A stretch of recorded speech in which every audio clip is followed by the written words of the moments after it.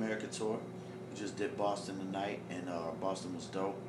We had a couple shows that weren't as deep as we'd like, but so this was a big morale booster, man.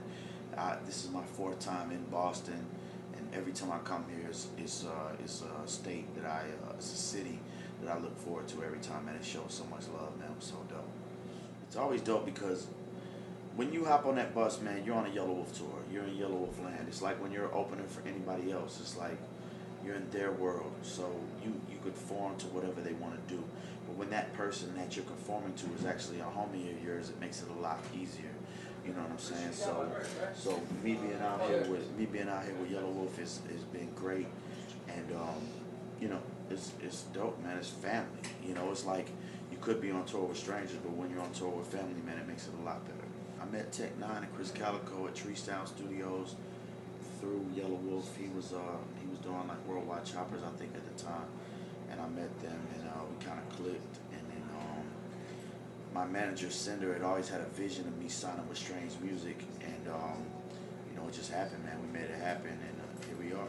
It's great, man. The fact that somebody that legendary, somebody that's got that big of a following, and somebody that's that great lyrically, respects my lyricism and likes my music is a big deal, man. And just Strange Music, man, the biggest independent in the world, dog. Like they run like a well-oiled machine, like nobody else in the industry. So I couldn't have picked a better place to be. Like if I had a place to choose, it would have been Strange. And that's what we always talked about. And the fact that it actually came to life was crazy. Nah, nothing's changed yet, quite yet. I'm getting a lot of Strange fans at the show. Right now, the only thing that's changed is just the pressure on my shoulders to have this album turned in.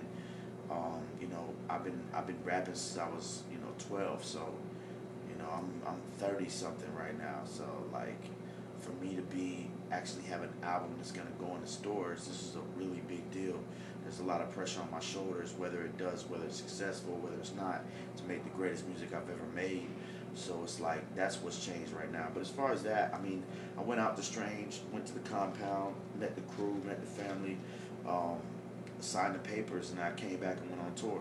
So now it's just time to tour, and when I get home, it's time to write this album. I will say this, I'm not changing anything. I'm going with my formula, DJ Burn One, other producers I like to work with, making that Rittz type music, and just keeping that shit how I like to make music. And that's the benefit of being with Strange. They're not trying to dictate what type of music you make or what you're on.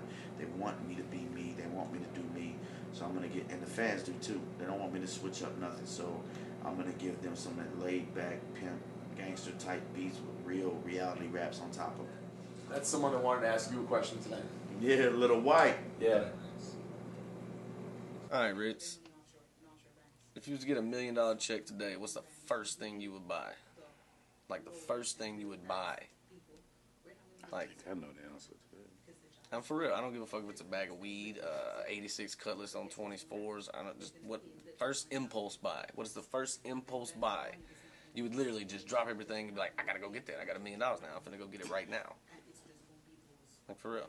So shout out to Lil Wyte, man. He's definitely my homie, man. We got to kick it in Atlanta, man. I went out to dinner with him and his girl. Super cool dude. We got to know each other, develop a relationship.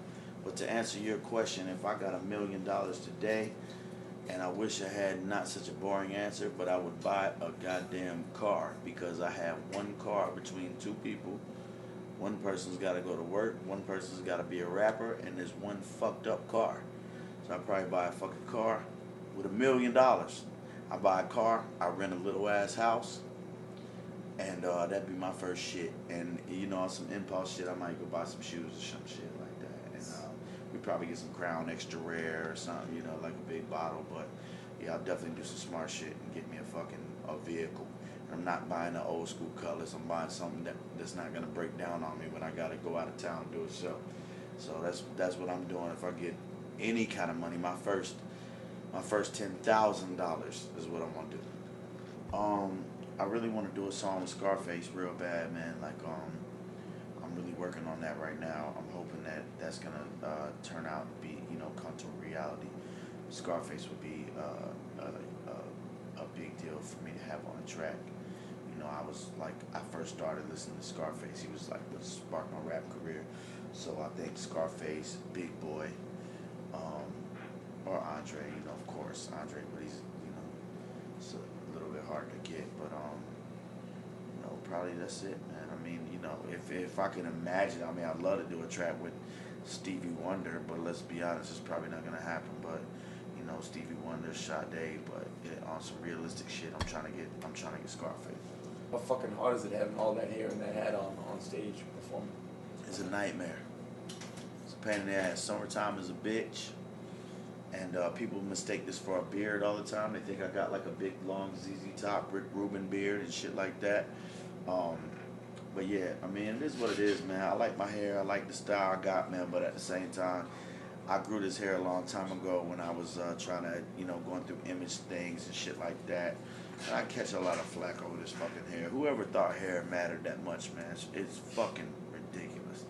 You got like grown men commenting on my hair.